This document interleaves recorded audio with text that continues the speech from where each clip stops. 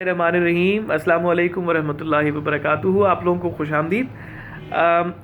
मेरा नाम साद चोटानी है। मैंने इससे पहले एक वीडियो बनाई थी दैट वाज अबाउट डिसअपॉइंटमेंट, और उसमें मुझे काफ़ी अच्छा रिस्पांस मिला। कुछ लोगों ने मुझे उस पर अप्रिशिएट किया। Some people wanted some clarification on that as well. तो मैंने फिर डिसअपॉइंटमेंट पे मैंने एक बड़ी कॉम्प्रिहेंसिव वीडियो फिर मैंने बना के मैंने पोस्ट की। अच्छा, उसमें मुझे एक सवाल रिसीव हुआ कि डिसअपॉइंटमेंट की जो फीलिंग होती है वो बाज़ औक़ात फिर एंगर के अंदर ट्रांसलेट होती है, और anger is very bad for your physical and mental health as well. तो उसको कैसे हम कंट्रोल कैसे करें, मैनेज कैसे करें? देखिए, first of all we must understand कि anger is not necessarily bad. Anger comes as a result of something, some event not going in the right direction, या उस कोई भी पर्टिकुलर इवेंट कोई फॉल हो रहा है आपकी ज़िंदगी में और वो आपकी एक्सपेक्टेशन के मुताबिक नहीं हो रहा, और अब आप एंग्री हो रहे हो, अब आप डिसअपॉइंट हो रहे हो, अब आप उस चीज़ के ऊपर आपको कोई फर्दर एक्शन लेने की ज़रूरत है, तो उस वजह से आप एंग्री हो रहे हो। अच्छा, एंगर जो है वो it's a energy, it's not necessarily bad, but you need to know how to control it. आपको एंगर को ट्रांसलेट कैसे करना है into something good, something positive, something productive. बाज़-औक़ात आपको अपने ऊपर भी जो है वो आपको एंगर फील हो रहा होता है, और आप क्योंकि हम जब अपने सोचे हुए अपनी वैल्यूज़ के ऊपर जब परफॉर्म नहीं कर रहे होते हैं, अपने सेट गोल्स के ऊपर जब परफॉर्म नहीं कर रहे होते, तो उस वक्त भी एंगर की फीलिंग आती है। एंगर जो है वो it comes when the relationship we have with our self, with other people, with other objects does not perform the way we have thought it should perform। तो वो जो डिस्पैरिटी होती है परफॉर्मेंस की, डिस्पैरिटी होती है या अनअलाइनमेंट होती है या डिसअलाइनमेंट होती है of what we want, the ideal state and what we are getting, तो उसकी जो डिस्पैरिटी होती है उसकी वजह से हमें एंगर की फीलिंग हम एक्सपीरियंस करते हैं। माँ बाप औलाद के साथ एक्सपेक्टेशंस लगाते हैं, औलाद अगर उन एक्सपेक्टेशंस पे पूरी नहीं उतरती उनको एंगर फील होता है। बाज़ औक़ात हम कोई गोल्स हमने सेट किए होते हैं, वो गोल्स फुलफ़िल नहीं हो पाते, हम एंग्री हो जाते हैं, हमें डिसअपॉइंटमेंट फील होती है और एंगर को एक्सपीरियंस करते हैं। बाज़ औक़ात कोई चीज़ ऑल ऑफ अ सडन ज़िंदगी के अंदर हो जाती है, आ जाती है, कोई ऐसा इवेंट जो आपने सोचा नहीं होता, आपकी तवक्कुआत के मुताबिक नहीं होता, वो होता है, तो उसकी वजह से आप एंगर फील करते हैं। And that is because of the disparity of things, disparity of the results, it's the disparity of the expectations that we've formed with several things, several objects, several people, relationships and more। so उसको अब manage कैसे करें? सो जैसे कि मैंने बताया कि anger is not necessarily bad, but we need to evaluate, we need to be sure कि एंगर जो है वो आपको सर्व कर रहा है, वो आपके लिए काम कर रहा है, नॉट कि आपके अगेंस्ट काम कर रहा है। आपके अगेंस्ट अगर वो काम करेगा तो first of all you will say something bad, you will act in a bad way, you will take decisions which is not necessarily well thought out, या वो लॉजिकल नहीं होंगे, या वो आपकी कॉग्निशन को भी अफेक्ट करेगा एंगर। सो ओवरऑल अगर वो आपके लिए एक नेगेटिव कॉन्सिक्वेंस जनरेट कर रहा है, तो फिर वो एंगर आपको मैनेज करने की ज़रूरत है। और अगर आप हर छोटी छोटी चीज़ के ऊपर अगर आप एंगर की फीलिंग को एक्सपीरियंस कर रहे हैं, तो उसको भी मैनेज करने की ज़रूरत है। सो अब फिर उसके ऊपर मैंने रिसर्च की, और I have come to a conclusion कि जो प्रिंसिपल्स अल्लाह के प्यारे नबी सल्लल्लाहु अलैहि वसल्लम ने हमें बताए हैं in terms of managing our anger, और उसको हम कैसे यूटिलाइज कर सकते हैं इनटू कंट्रोलिंग आवर सेल्व्स, तो वो I think the best principle that I've come across compared to all these contemporary, the modern techniques to control our anger। तो वो उसमें वो सारी चीज़ें कवर हो जाती हैं। तो मैं आपके साथ 3 या 4 इस तरह की मैं टिप्स शेयर करूँगा जो कि अल्लाह के प्यारे नबी सल्लल्लाहु अलैहि वसल्लम ने बताई। अच्छा, एक चीज़ तो ये कि एक मौके पे एक शख्स अल्लाह के प्यारे नबी सल्लल्लाहु अलैहि वसल्लम के पास गया और उसने कहा कि नबी पाक सल्लल्लाहु अलैहि वसल्लम आप मुझे कोई चीज़ एडवाइस करें। तो अल्लाह के प्यारे नबी सल्लल्लाहु अलैहि वसल्लम ने, and obviously he was from असहाब, तो अल्लाह के नबी उनको जानते थे। तो वो जब गया तो अल्लाह के नबी ने उनको एडवाइस की कि तुम गुस्सा मत किया करो, या don't be angry, control your anger, something like that. तो उसने फिर दोबारा एम्फेसाइज किया, दोबारा ही वांटेड टू नो कि अल्लाह के नबी आप मुझे कोई एडवाइस करें। तो नबी पाक सल्लल्लाहु अलैहि वसल्लम repeatedly said couple of times कि तुम गुस्सा मत किया करो। So obviously anger can become a personality as well, and it can affect the way we behave in social scenarios, in professional scenarios, and it can affect our relationships in a bad way.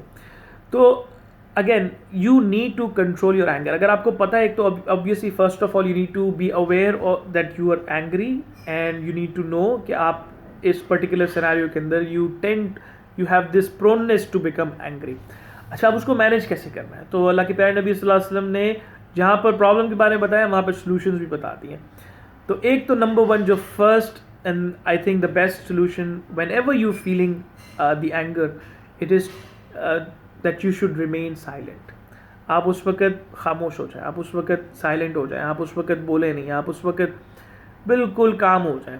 और scientifically भी और psychologically भी कि जब आप अपने response को delay कर देते हैं, जब आप रिएक्ट नहीं करते, जब आप साइलेंट हो जाते हैं, तो it gives you some time to actually reflect on your action, on what you are going to do, what your proneness of doing in that particular situation. And when you remain silent, you can actually start thinking in the best way possible. You can actually create the best response to that. And again, as I've said, कि anger is not necessarily bad if you know how to control it. आप उसको generate कर सकते हैं, उसको आप translate कर सकते हैं into something positive, and that will start serving you. Number two जो टिप अल्लाह के प्यारे नबी सल्लल्लाहु अलैहि वसल्लम ने दी, वो क्या है? वो ये है कि एक तो first of all we need to understand that anger is a bad feeling. When you're feeling anger, you feel the fire going within you. You feel this heat to act upon it, and most of the time when we're angry, we're not in our senses. हम उसको सोच नहीं पा रहे होते हैं, हम cognitively empowered नहीं होते हैं, हम हमारे senses properly काम नहीं कर रहे होते, तो उसकी वजह से the chances of us taking a wrong decision is way more. And Islamically speaking, anger is a result of shaitan wanting to affect our relationship with other people in a negative way. और शैतान कैसे करता है? शैतान आपको जो है वो नेगेटिवली सोचने के ऊपर आपको रीइंफोर्स करता है, आपको अफेक्ट करता है, आपकी सोचने की काबिलियत को अफेक्ट करता है। और आप when we're angry, the chances of us thinking negatively is way more. तो उस केस में आपको क्या करने की ज़रूरत है? तो अल्लाह के प्यारे नबी सल्लल्लाहु अलैहि वसल्लम ने उन्होंने बता दिया कि आप जब एंग्री हो तो आप जाके वज़ू कर लें, because the best way to actually extinguish the fire is with water. तो आप वज़ू कर लें, और वज़ू करने की ड्यूरेशन के अंदर आप ऑब्वियसली फर्स्ट ऑफ ऑल आप फिजियोलॉजिकली काम हो जाते हो, क्योंकि पानी की वजह से उस आग को ख़त्म करने में हेल्प होती है, और साथ ही साथ आपको एक टाइम मिल जाता है अपने रिस्पॉन्स, अपने रिएक्शन को मॉडरेट करने में। नंबर 3 जो बताया वो ये बताया कि एक हदीस में आता है कि आप अपनी पोजीशन को चेंज कर लें। अगर आप खड़े हुए हैं तो चांसेस आर कि आप हो सकता है कि आप फिज़िकल हो जाएं किसी शख्स के साथ। जब आप एंग्री हैं, आप अपने आप को अफेक्ट करने लगें, तो इट्स ऑलवेज गुड। और the responsibility also comes into the people who are around such scenario, such situations, कि आप उसको कंट्रोल करने में हेल्प करें। आप उन जो भी एंग्री हैं उनको सबसे पहले आप उनको बिठा दें, या वो खुद बैठ जाए। अगर आप एंग्री हैं आप बैठ जाएं। अगर आप बैठे हुए हैं फिर भी आपको गुस्सा आ रहा है तो आप लेट जाएं। Try to change your position from that particular position. तो उससे होगा ये कि obviously again you will first of all you will remain काम।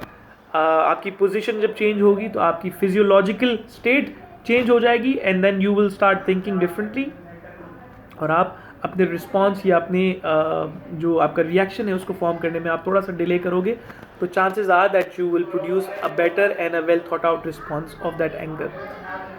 लास्ट में इट्स एंड लास्ट में नहीं बल्कि I think this should be the first response of us whenever we are angry, कि जब आप गुस्से में हो तो सीक रेफ्यूजी और seek refuge from Allah almighty, Allah ताला से आप पनाह मांगे शैतान के शर से। औज़ु बिल्लाहि मिनश शैतानिर रजीम, कि मैं पनाह मांगता हूँ शैतान के शर से, अल्लाह की पनाह में आता हूँ। तो इससे होगा ये कि obviously every action that we take comes from the will of Almighty, and it's always advisable कि आप अल्लाह ताला से मदद मांगें हर एक्शन में, whenever small or big actions that you're taking in that particular scenario, you should always seek refuge from Allah, क्योंकि जब आप अल्लाह से मदद मांगते हैं तो फिर अल्लाह ताला अपनी बेस्ट रिसोर्सेज को आपको प्रोवाइड करते हैं into taking the best decision. This was a small video that I wanted to share with everyone. I hope this video will help you, will help all of us in terms of managing our anger, controlling our anger. And अगर आपको ये video अच्छी लगी है तो do comment below. अगर आप इस तरह की वीडियोस देखना चाहते हैं, do subscribe to my YouTube channel, and इंशाल्लाह see you in another video. अपना ख्याल रखिएगा। अल्लाह हाफिज़।